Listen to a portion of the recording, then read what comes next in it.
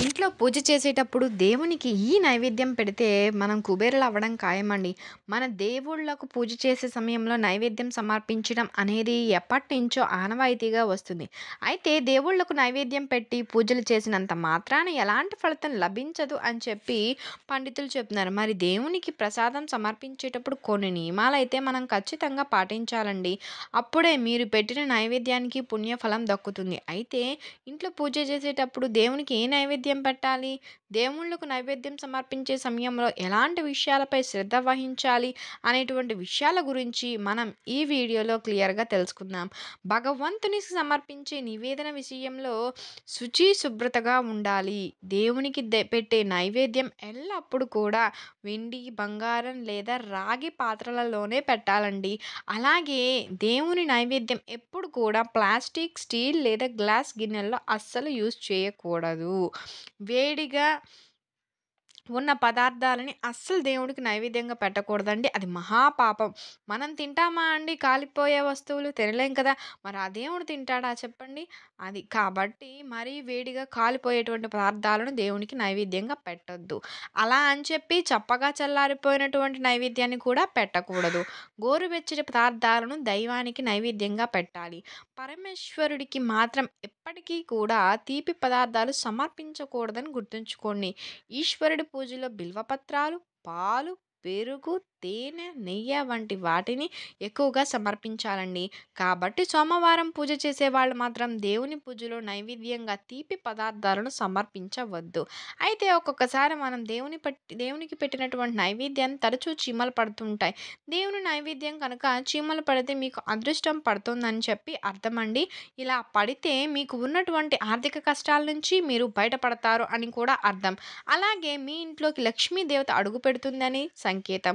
అయితే ఈ మధ్య కాలంలో చాలామంది చేస్తున్నటువంటి పెద్ద పొరపాటేంటంటే, దేవుని పూజ నైవేద్యం పెట్టేటప్పుడు ఖచ్చితంగా ఒక గ్లాసు నీళ్ళను కూడా పూజ గదిలో ఉంచాలండి. ఒక విధంగా చెప్పాలంటే పూజ గదిలో తప్పకుండా తీర్థం ఉండాలి. తీర్థం లేని పూజ అసంపూర్ణమవుతుందని చెప్పి వేద పండితులు చెబుతున్నారు కాబట్టి, ఇంట్లో పూజ చేసేవాళ్ళు ఖచ్చితంగా ఒక గ్లాస్ నిండా నీళ్ళను తీసుకొని పూజ గదిలో పెట్టి దేవునిని పూజించండి. ఈరోజు పూజ చేసేవాళ్ళు దేవుని పూజలో ఒక చిన్న బెల్లం ముక్క పెట్టినా సరే దేవుడు సంతోషించి మీ ఇంటిపై ముక్కోటి దేవతల ఆశీర్వాదాన్ని కురిపిస్తాడు.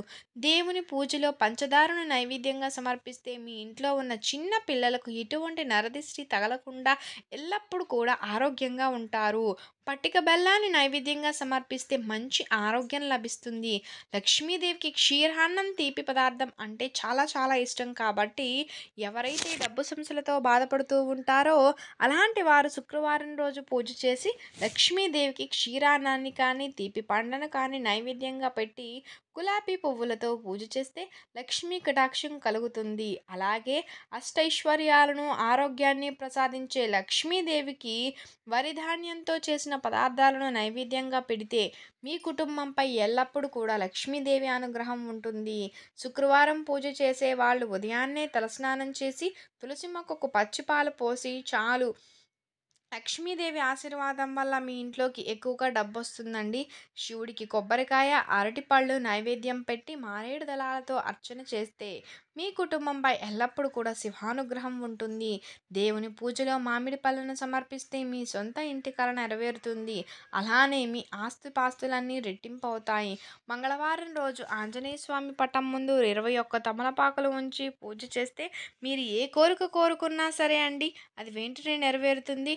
అలాగే బొజ్జగన్నపయ్యకు కుడుములు అంటే చాలా చాలా ఇష్టం కాబట్టి వినాయకుడికి కుడుములు నైవేద్యంగా పెడితే మీ జీవితంలో ఉన్న కష్టాలన్నీ తీరిపోతాయి. సాయిబాబాకు మిఠాయిలు నైవేద్యంగా పెడితే మీరు అనుకున్న పనులన్నీ నెరవేరుతాయి. వ్యాపారస్తులు శుక్రవారం రోజు లక్ష్మీదేవికి బెల్లం అన్నాన్ని చేసి నైవేద్యంగా సమర్పిస్తే నీ వ్యాపారం అధిక లాభాలు వస్తాయి.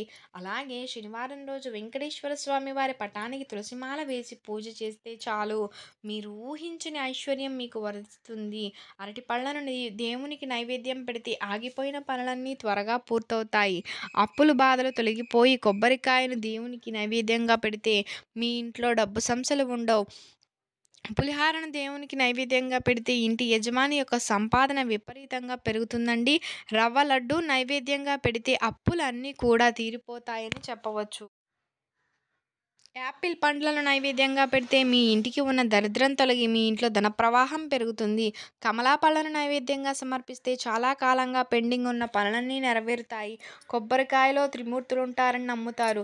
తీవ్ర పేదరికంలో బాధపడుతూ ఉన్నటువంటి వారు ప్రతి శుక్రవారము లక్ష్మీదేవి చిత్రపటం ముందు కొబ్బరికాయను ఉంచి ప్రార్థించండి. ఆ తర్వాత ఆ కొబ్బరికాయను డబ్బు పెట్టి చోట లేదా మీరు పనిచేసే చోట పెట్టండి.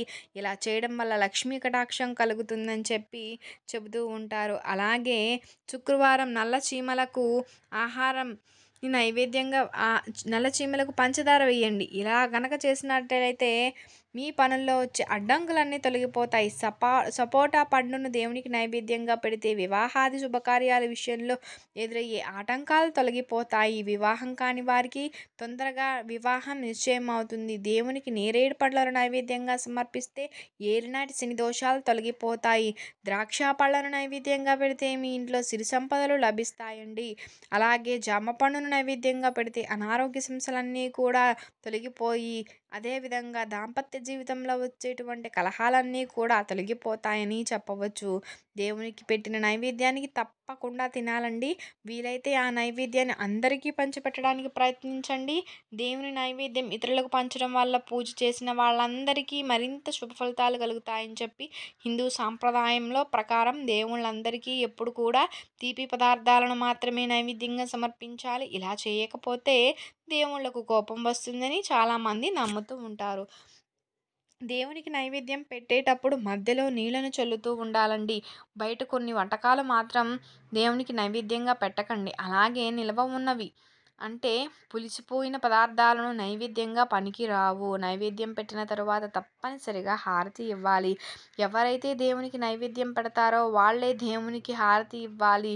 దేవునికి నైవేద్యం పెట్టిన తరువాత 5 నిమిషాలు అలాగే వదిలివేసి పూజ గదిలో నుండి వచ్చేయాలండి. ఇలా చేస్తే దేవుడికి చల్లని చూపు ఆ ప్రసాదం పైన పడుతుంది అని చెప్పవచ్చు. మీకు కనుక ఈ వీడియో నచ్చినట్లయితే లైక్ చేయండి, షేర్ చేయండి, సబ్స్క్రైబ్ చేయడం మర్చిపోకండి. తప్పకుండా మీరు కనుక కొత్తగా వాచ్ చేస్తున్నట్లయితే thank you for watching. Thank you so much.